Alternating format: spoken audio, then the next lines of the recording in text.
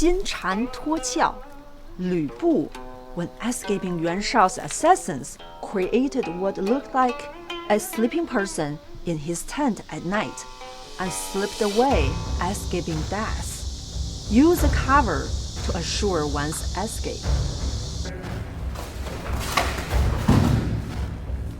When the famous Ming Dynasty General Wang Yangming was banned to Guizhou province, there were assassins sent after him, and he pretended to have drowned in the river. So he put his clothes at the side and prepared scenery.